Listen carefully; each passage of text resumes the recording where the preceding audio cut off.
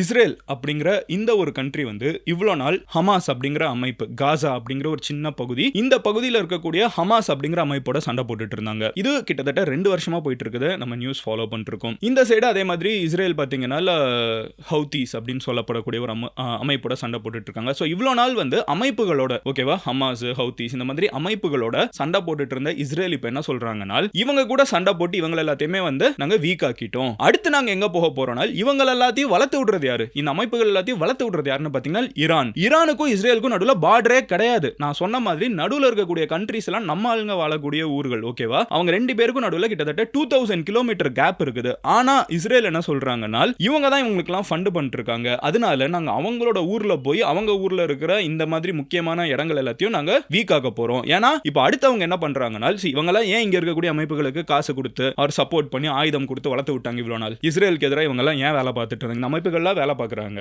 இந்த அமைப்புகள் இந்த குரூப்ஸ் எல்லாத்தையும் வளர்த்து விட்டது ஈரான்.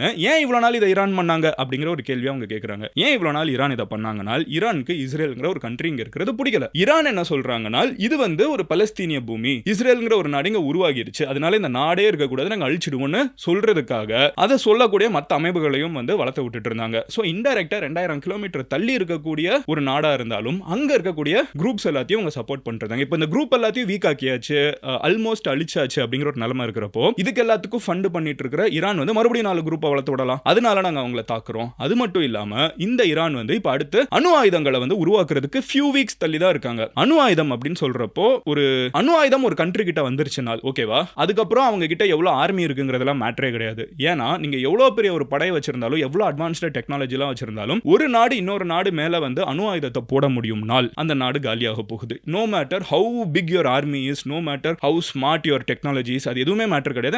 அணு ஆயுதம்ங்கிறது வந்து அல்டிமேட் சூப்பர் பவர் மாதிரி. இந்த சூப்பர் பவர் வந்து ஈரான் வந்து டெவலப் பண்ண போறாங்க, அவங்களுக்கு இன்னும் 1-2 வாரம் தான் இருக்குது, அதனால அவங்க அதை டெவலப் பண்றதுக்கு முன்னாடி நாங்க அவங்கள அடிக்கிறோம் அப்படின்னு சொல்லிட்டு இஸ்ரேல் சொல்றாங்க. அமெரிக்கா வந்து இதுக்கு ரொம்ப ஸ்ட்ராங்கா சப்போர்ட் பண்றாங்க. எங்களுக்கு இந்த தாக்குதல் பத்தி நாங்க இன்வால்வ் ஆகலன்றதால எங்களுக்கு தெரியும்பா அப்படி இப்படின்னு பேசிக்கா அமெரிக்கா சப்போர்ட் இல்லாம இஸ்ரேல் இதை பண்ணலன்னு உலகத்துக்கே தெரியும். அமெரிக்காவை இதை சப்போர்ட் பண்றாங்க. ஈரான் கிட்ட அணு ஆயுதம் வந்துடக்கூடாது, அதுக்காக நாங்க ஈரான் அடிக்கிறோங்கிறாங்க. ஈரான் என்ன சொல்றாங்க, அணு ஆயுதம் வந்துடக்கூடாதுன்னு என்ன அடிக்கிற, ஆனா உங்ககிட்ட அணு ஆயுதம் இருக்கு. சோ இஸ்ரேல் வந்து அபிஷியலா எங்கேயுமே எங்க கிட்ட அணு ஆயுதம் இருக்குதுன்னு சொல்லலைனாலும் இஸ்ரேல் கிட்ட அணு ஆயுதங்கள் இருக்குதுங்கிறது உலகத்துல எல்லாரும் ஜெனரலா ஒத்துக்கக்கூடிய ஒரு விஷயம். சோ உன்கிட்ட அணு ஆயுதம் இருக்குது, நீ நினைச்சா என் நாடை என்னைக்குனாலும் அழிக்கலாம், ஆனா நான் வந்து அந்த ஆயுதத்தை கூட உருவாக்க கூடாதா அப்படிங்கிறது ஈரானோட ஒரு கேள்வி. ரெண்டாவது, நாங்க இன்னும் உருவாக்கவே இல்லை, நாங்க உருவாக்குவோன்னு நினைச்சு நீ எங்களை அடிக்கிறேங்கிற பேர்ல இங்க இருக்கிற தலைவர்கள் நிறைய பேர் இறந்து போயிருக்காங்க. அதை விட முக்கியமா பொதுமக்கள் நிறைய பேர், நூற்றுக்கணக்கான பொதுமக்கள், குழந்தைங்க, பெண்கள்னு நார்மலான வாழ்க்கை வாழ்ந்துட்டு இருக்கவங்க இறந்து போயிட்டு இருக்காங்க. இது எந்த விதத்துல நியாயம், நாங்க பதில் கடிப்போம்னு சொல்லிட்டு ஈரானும் வந்து இஸ்ரேலை போட்டு அடிச்சிட்டு இருக்காங்க. இவ்வளவு நாள் 2 கண்ட்ரீஸ்க்கும் நடுவுல ஒரு பனிப்போர் தான் இருந்துச்சு. பிசினஸ் பண்ணிக்க மாட்டாங்க, பேசிக்க மாட்டாங்க, அந்த மாதிரி ஒரு சிச்சுவேஷன் தான் இருந்துச்சு. பட் இது வந்து ஒரு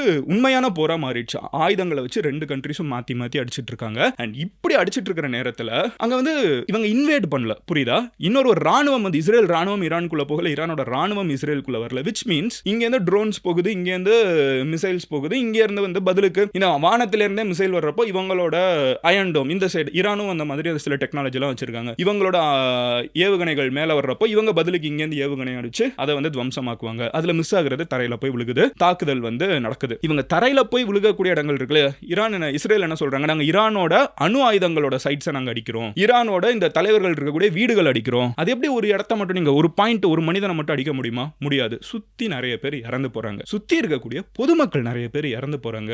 இதுதான் வந்து வேர்ல்டு லெவல்ல நிறைய பேர் கண்டம் பண்ணக்கூடிய விஷயமா இருக்குது. பிகாஸ் ஈரான்ல தலைவர்கள் இறந்து போயிருக்காங்களா, போயிருக்காங்க. நியூக்ளியர் இடங்களை வந்து தாக்கி இருக்காங்களா, தாக்கி இருக்காங்க. ஆனா மோர் தென் 200க்கும் மேற்பட்ட பொதுமக்கள் வந்து இறந்து போயிருக்காங்க. ஓகேவா. அதே மாதிரி ஈரான் வந்து மறுபடியும் இஸ்ரேல் மேல எடுக்கக்கூடிய தாக்குதலையும் பொதுமக்கள் நிறைய பேர் இறந்து போயிருக்காங்க. அஃப்கோர்ஸ் அது வந்து நூற்றுக்கணக்கான நம்பர் இல்லைனாலும் நூற்றுக்கணக்கான பேர் காயப்பட்டிருக்காங்க, இங்கேயும் பொதுமக்கள் இறந்து போயிருக்காங்க.